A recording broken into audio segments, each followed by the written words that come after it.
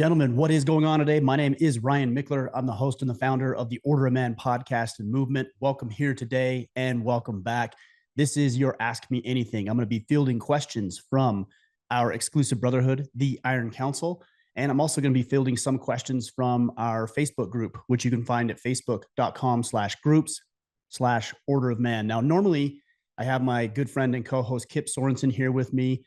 He's out traveling. I was on a hunt last week, so we're hit or miss whether we do this together or not, but we've always had good people to fill in like Sean and other people. And sometimes we just have to fly solo. So we adapt and we adjust, which is one of the principles, I believe, of masculinity, our ability to adapt to situations and circumstances as they arise and make the most of those circumstances. Before I get into it, guys, just want to mention, you can see I've got some new swag on today. I've got the brand new Order of Man hoodies on. And I also have our brand new Order of Man hat.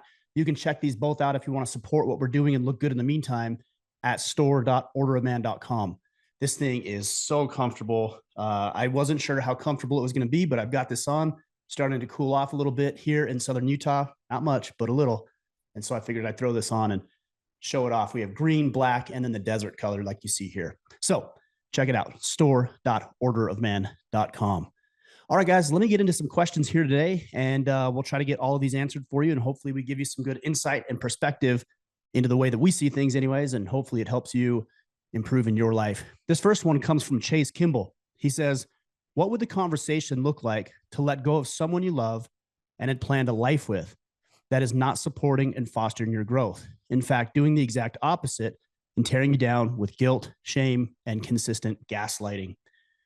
Well, look, I don't know the details of your circumstance, but what I would say first and foremost is you bring this up in a polite and respectful way so that you can give, I'm assuming it's a potential significant other, you can give her the opportunity to grow with you, because you don't want to just kick somebody to the curb, especially if you're planning on having a life with them, planning on a future with them, planning on growing with them.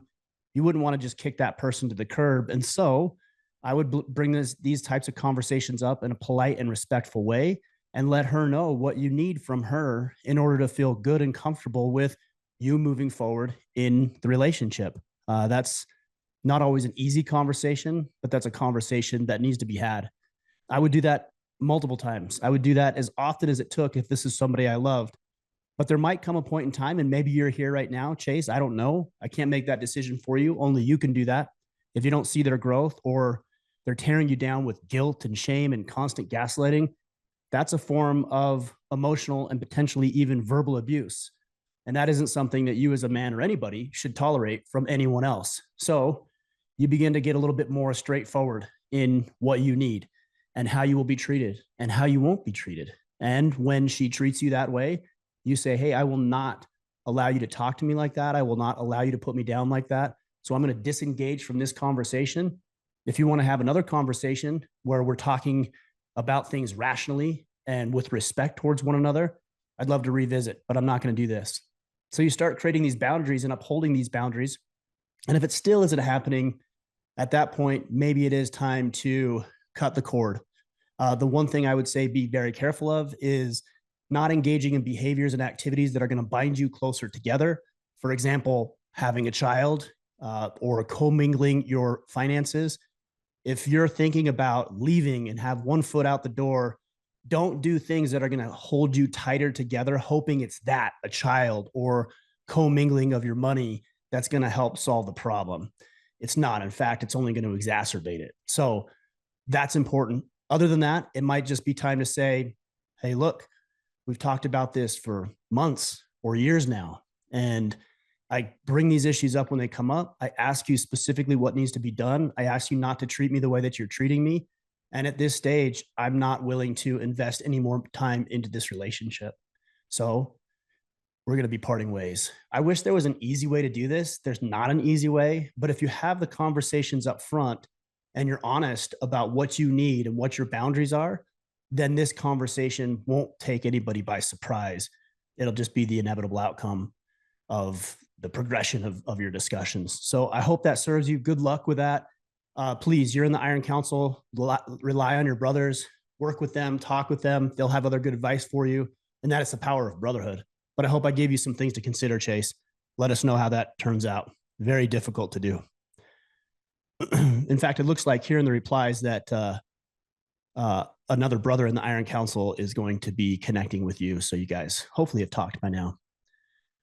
This one comes from either Karen or Karan Gill. I'm sorry I slaughtered your name there. I just wanted to make sure I got that right. He says, how do you know when you need to stand by your commitment in a relationship and when you need to realize it's toxic and no longer serving you or them? So a similar question. I feel very entangled in my relationship. When things are good, I love her and want to be with our shared vision for the future. And when things aren't so good because of past resentments, covert contracts, emotional manipulation, explicitly unstable conditions, etc., it makes me feel like I really shouldn't be in it anymore. She doesn't want to change or address the issues with a professional, and she's okay with the pace things are at. And I'm really not anymore. I'm stuck on how to handle it moving forward, aside from just continually working on myself. Well, of course, continue to work on yourself, build your skill set, engage in a hobby, find friends, deal with your finances, get in shape, all the things that we've talked about for almost 9 years now. Of course, continue to do those things. Outside of that, I feel like I answered this. I can't tell you if there's so much that you can handle. And at this point, it's time for you to leave. I don't know what that is. And I don't know what you're willing to tolerate or deal with or put up with.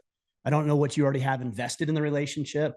So all I can say is continue to have these conversations, just like I mentioned with Chase, and progress the conversation if it doesn't improve. So if you have a very mild, easy discussion with your significant other and nothing improves, then you escalate it. And then at some point, yeah, it's time to pull the trigger. I wish I could tell you that there's a certain time, but I think you really have to look at how much time and investment you're putting into it, how much you're willing to commit, how much you've already committed.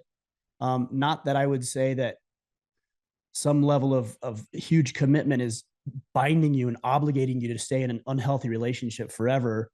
But if there's kids in the equation, again, commingling of finances, there's a lot of considerations here that I couldn't just tell you on this date. If she does it this many times, you're out. Just continue to progress the conversation forward if it's not happening, and be very, very clear about what you want, what you need, and what you're willing to tolerate and what you won't tolerate. All right. I hope that helps. Daryl Hahn, he says, you guys probably don't struggle with this, but why is it so difficult to just pull the trigger and do quote unquote the thing, whatever it is, work, workout, etc.? Well, I struggle with it. I think I can't speak for Kip, but maybe I will say to a degree, I'm sure he struggles with it as well. I think this is something that all men deal with. We have an idea or a vision or a goal or a new behavior or a new activity, a new hobby, a new thought process. And when the rubber meets the road is when it's really hard to do it. It's actually very easy to think about doing it. It's very easy to read about doing it. It's easy to talk about doing it, but it's significantly harder because the risk elevates when you actually go do the thing. There's a fear of failure. There's a fear of what other people will think of you. There's you drawing on past failures and experiences that you've had and wondering if this is going to be similar. And then there's just the hardship of doing the work. Again, reading about it or thinking about it or talking about it is not hard. There's no investment in that. A little time maybe, but nothing outside of that. In fact, all of that is exciting. But when you do a new workout program, for example, you actually have to get up an hour early and go to the gym. That's harder than talking about it, or that's harder than sitting on the couch while you're watching the game, researching what kind of workout program you should do. So the amount of effort required is what makes it challenging, in addition to the fear that an individual might have of being a failure. So when you're committing to doing things, you need to fully commit or not commit at all. Because I think that's a big problem a lot of guys have, is they just flippantly agree to everything and commit to whatever comes up. I had a discussion with a friend and she was asking if I would run the marathon next year. And I thought long and hard about that before I said yes, because I knew if I said yes, then that's something that I'm committing to doing, which means I need to train, I need to run, I need to actually do the marathon next year. Like there's a lot of commitment that goes with that. A year or 2 years ago, I might've just said, sure, I'll do it. with no real thought process as to whether or not I wanted to do it or not, or evaluating the amount of effort that it would take to do it. So before we start committing to doing things, let's really evaluate the time, the resources, the risk, the energy required to complete the objective. And if we're not willing to invest in that, it's okay, but we need to be honest about it. Because if we do say yes to a marathon or to starting a business or to go on a trip with a friend or to start a business with them or to commit to a new workout program, then that yes means yes. And that means you're in. So before you say you're in, commit fully and acknowledge what it's going to take to complete the objective. Also, I would say find good people. Find people around you who can help you, who can inspire you, who can motivate you to stay on task, because you will want to deviate. This is from Jerry Siddell. He says, I'm new here, so don't know if you've already talked about this. Have you ever considered drinking ayahuasca, mushrooms, or other ancient medicine to improve issues in your life? No, I really haven't. I know a lot of people talk about that. I'm skeptical, quite honestly. I'm actually going to pull up a resource for you. I'm just going to Google order of man psychedelics, because I had a podcast not too long ago with, his name's Matt Zeman, but let me tell you when it was. It looks like it was in July of this year. And the podcast is A Beginner's Guide to Psychedelics. Matt has some really good information about psychedelics, how you can use psychedelics for your improvement, and what to expect, the pros and cons, side effects, all that sort of thing. So if you go back and you listen to that podcast, that might give you some really good resources into visiting these things. I'm a skeptic with ayahuasca and mushrooms. You know, in the past, I've said, if you want to get high, just get high. You don't need a self-development or self-improvement reason to do so. I'm not sure that's entirely accurate or why people would do these things. And I'm not saying they're even bad or wrong. I just don't know enough about them. And it's not something that I've explored with any level of seriousness other than having Matt on the podcast to talk with him about it. So can't really give you any information on that one. This one comes from Marcus Segura. He's one of our battle team leaders, one of our newest battle team leaders in the Iron Council. He says this: we've talked about contentment, finding fulfillment, and constantly working on quote unquote more to pursue a life of value and meaning. This week during our pastor sermon, he expanded on this scripture. Quote, I know what it is to be in need, and I know what it is to have plenty. I have learned the secret of being content in any and every situation, whether well-fed or hungry, whether living in plenty or in want. I can do all of this through him who gives me strength. Philippians 4:12 through 13. What is your take on the context of contentment and gratitude? I've recently done some podcasts on the balance. In fact, I should pull these up as well. I don't normally research for these episodes because I want it to come across as two guys, you know, sitting together at the bar, at the game, just having a conversation. And so now that I have other podcasts that might address some of these things, I'm wondering if maybe I should spend a little time doing that. But there is a podcast that I did where I talk about striking the balance between gratitude or contentment and then ambition. And I can't remember the exact verbiage that I used. You guys can go back and check that out. But this is a question that gets brought up all the time. And usually when this question gets brought up, people are talking about ambition or gratitude, like they're at odds with each other. You can either be content or you can be ambitious, but you can't be both. But that isn't true. You can be both.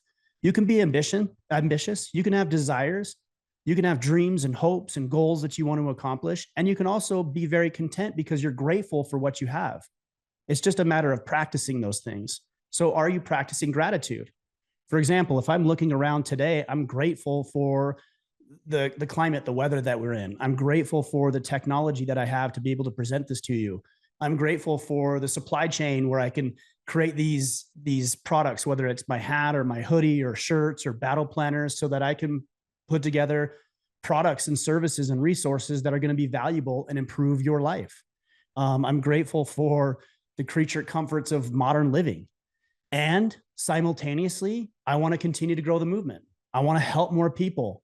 I want to take all the resources that I've been blessed with through our maker, our creator, and leverage. I almost said exploit, but that has a negative connotation, but it is in a way that, but leverage the gifts and blessings that I have so that I can serve other people more effectively. And those two thoughts, they don't contradict each other. In fact, they're very complementary.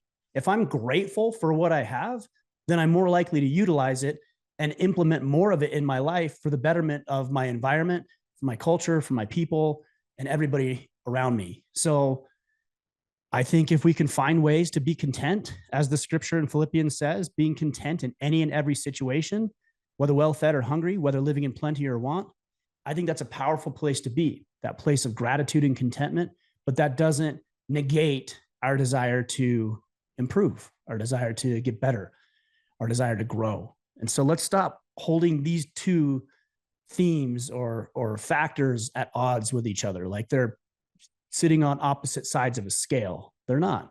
They're complementary if we choose to look at it that way. Aiden Carrillo, he says, how can I be financially sovereign as a student? I'm a full-time student and I have some money set aside for my studies, but not working during the semester is unsustainable for all of my 4 years of college. I'm in a situation where I can't get a job this semester, but it is possible next semester. What should I do now in order to work towards being financially sovereign? Yeah, this is a bit of a dilemma because there are times and situations, we call them seasons in life, where you can't do everything that you want to do. You can't make money right now because you're investing in your education. And the goal, the idea is that that investment in your education will pay dividends down the road. And it likely will because you're thinking about it that way. But it's hindering you from hitting all that you want to hit, which is to maybe pay off debt or not to get into any additional debt. And so how do you deal with that? Well, number one, you recognize that it is in fact a season, that it isn't going to be this way forever. This is not your status quo. And the fact that you're uncomfortable with it is a good thing because it says that when you're in a position to get a job and work and do all these things, that's actually what you're going to do. So I would suggest to you that you're in the right mindset. But I would also say that there's things that you can do with regards to your finances that are going to help you build healthy habits. And maybe you're not in the best financial position right now because you are a full-time student, but you can budget, right? You do have some money, whether that's a scholarship or money set aside or a grant. There is some money somewhere. And so you can learn to budget. You can learn to be frugal. You can learn to say no.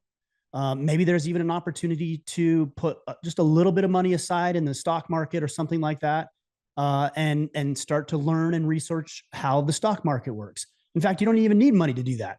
You can read up on the stock market. You can learn about how it works. You can read great books from real estate moguls and entrepreneurs that have grown multi-seven-figure businesses. Like, this is the time for learning so you can do the same thing with regards to your finances, even though you're not in the position right now. And all that does is that when you are in the position to improve your financial situation, you're going to be that much out further ahead than everybody else because you have information, you have resources. Clearly, you value education. You're paying for education right now. So get educated, read up, get smart about it so that when you're in a different position, and you will be, of course, then you'll be able to make the good moves moving forward. Most people will just wait. They won't do anything. Like, I can't really deal with that right now because I'm going to school, so I'll deal with it later. No, deal with it now. Start to address it now and figure out ways to grow and deal with your money situation now so that when you're in a better spot, you'll know what to do. All right, guys. So those are the questions from our Brotherhood, the Iron Council. Let's jump over to Facebook real quick. Looks like we have 5 or 6 over here, so I'll try to get to all these as well. This first one comes from Joshua Trott. He says, with the nation and state of the world in shambles, how can we begin to make a difference? As the moral fabric is being ripped apart, where do we start? Well, here's what I would say is sometimes when we're talking about making a difference, we're wondering how we can impact the most amount of people possible, how we can make our dent in the universe. And that's great. It's noble. It's ambitious. It's righteous. But I would say to you that as a single man, one man, there's a lot that you can do with your kids, with your spouse, with your friends, your colleagues, your coworkers, everybody that you come in contact with, neighbors. If you could impact one other person, then that one other man is going to go out and do the same. And the person he impacts is going to go out and do the same and the same and the same and the same. So people look at a movement like this, they think, well, Ryan, you're helping hundreds of thousands of people. Yes, but it all started with me just having conversations, me trying to influence my children, me trying to influence my family and my neighborhood and my community and my employees and people that I work with. If I can do that and 10, 20, 30, 40, 50 million other people can do the same, that's how we make a difference. So don't underestimate the value you bring to the table just because you happen to be serving one person. If you're coaching your kids' basketball team like I'm doing with my youngest son this year, that's 8, 9, 10 kids that are going to be around me that are going to be impacted by the work that I do with them. There's some kids now who are upperclassmen in high school that I coached when they were 6, 7, 8 years old. And it's pretty cool to see how far they've come. Now, I can't take credit for everything that they've done over their lives. They go on spiritual missions and they're getting married and having kids and getting into careers and finishing up college. It's wild to see these kids graduate out of high school and become men. And I like to think that I had a small part to play in their development. So if everybody's doing this, not just me as their coach, but next year's coach and their school teacher, and their friends and their uncles and their brothers and their dad are doing this, then they're going to be fed with all of this incredible, virtuous, righteous masculinity. And it's going to be pouring into them so much so that it's going to just manifest itself in the way that they show up. So get involved, get active. A lot of people will come to me and they'll say, hey, Ryan, here's this issue I think is important. You should talk about it. You should talk about it. You should talk about it. Now, granted, I probably will because of the nature of my work. But if you see some great injustice or some problem or some issue that needs to be resolved in society, then you should talk about it. We have amazing platforms of social media. Our reach is broader and wider than it's ever been. And if you have an opportunity to talk about these issues with people, then you should certainly take advantage of that. That's how we make a difference. You doing the work with the people that are closest to you, that you have the most influence with, that's the people in your household, and then expanding it from there and encouraging other people to do the same. Let's go to Brandon Ballard. He says, what advice would you give for helping my daughter who's struggling with self-image? She constantly tells me she doesn't feel like she belongs with her friends, with her family. She also struggles to say anything kind about herself, constantly calling herself dumb and wanting to give up when things get slightly difficult. I want to help her build her up, but it feels like she's pulling away from me. We've brought in outside help in the form of counseling and tutors, but I want to do more to help. Anything you can recommend for me to do? Here's what I would suggest. I think as a father, as a man, it's our responsibility with our children to introduce hardship in controlled environments. So if you generally look at the way that we as men show up versus the way generally women show up, women are going to be more supportive, more empathetic, more nurturing, just as a general rule of thumb. You can look at it in the classic example of teaching a child to ride a bike.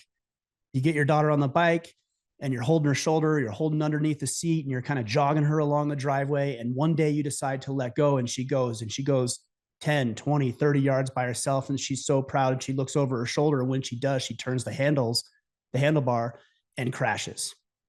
Mom sees this. She's sitting in the doorway, watching the enthusiasm and excitement. And she sees little Susie fall and scrape her knees and her elbows. What does mom do?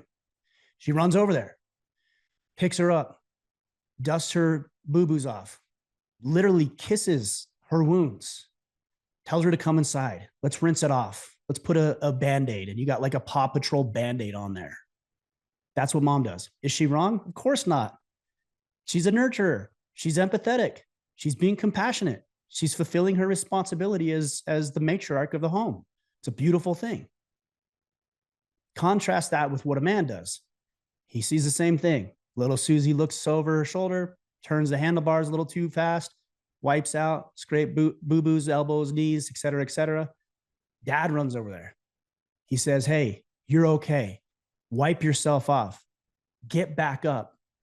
Maybe offers a hand, but certainly doesn't pick her up. Offers a hand. She gets back up and he says, let's get you back on the bike and get going. Maybe dries away the tears. Is dad wrong? No, of course not. He's fulfilling his duty and responsibility as the patriarch of the home. Neither are wrong.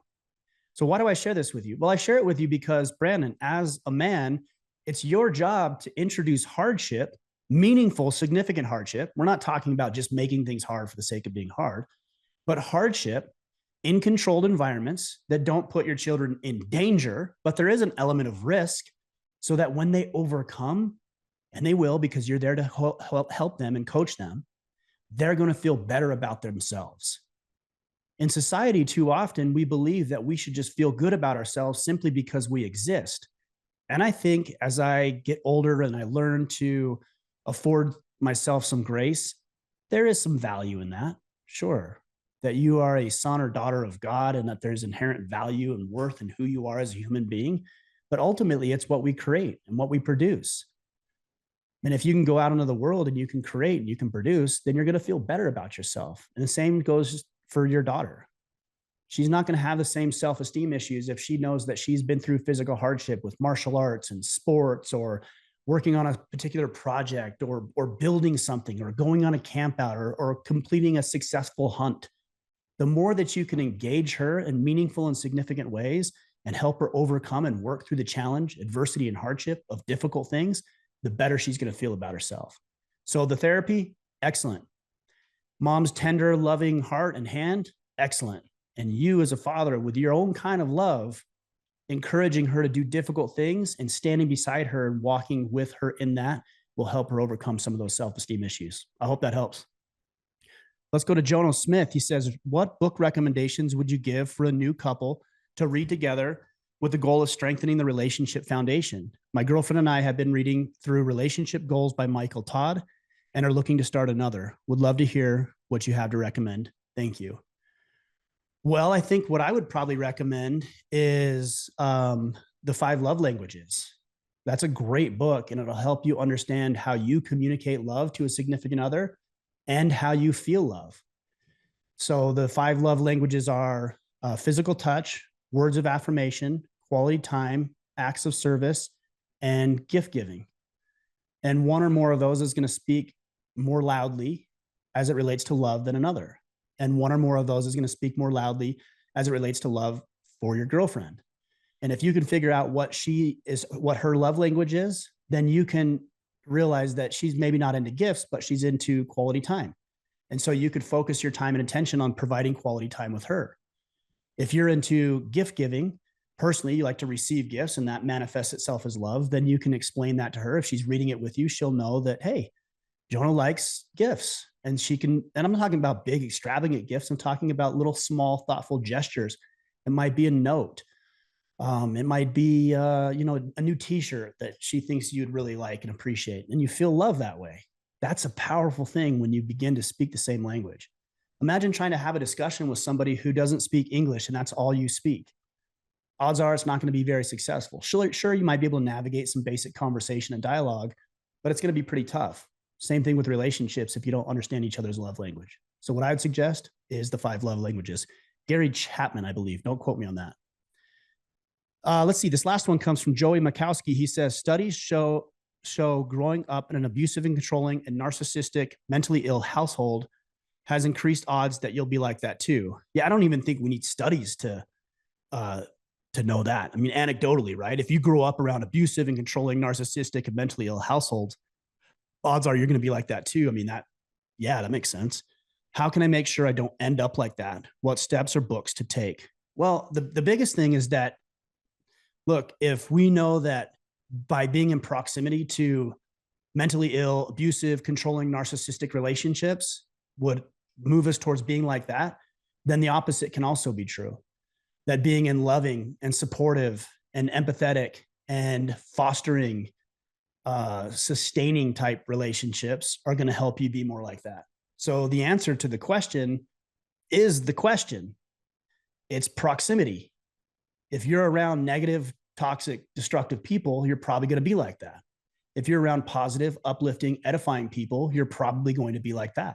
That's why groups like the Iron Council or other membership or mastermind programs that you might belong to are important. That's why going to events with other people who are like you, joining Chamber and Rotary and Toastmasters and Business Network International, if you're an entrepreneur locally, would be valuable. finding good friends who are doing good things, working out, training, lifting, engaged in wholesome activities. The more that you can be around those people and the more that you engage them, ask them thoughtful, poignant questions, share with them your feedback and experience of life, the more likely it is that you're going to start acting like that. It's not miraculous, and it's not through osmosis like we often say. It just is the power of proximity. Ken Coleman wrote a great book. He's with the Ramsey team, called The Power of Proximity. And he talks about how important it is to be in the right place at the right time. And that's on you. You can do that if you invest a little time and energy, knowing that if you want to be this kind of person, you need to be around those kind of people. All right, guys. I think we got through all of them on my own. Kip will be back next week, so we'll be doing this together. It's a little bit more dynamic when Kip is here. He brings an element that I don't, and I think I bring an element that he doesn't. So together we're pretty dynamic. We're a dynamic duo. Anyways, if you have additional questions, thoughts, considerations, please join our Facebook group, facebook.com/groups/Order of Man.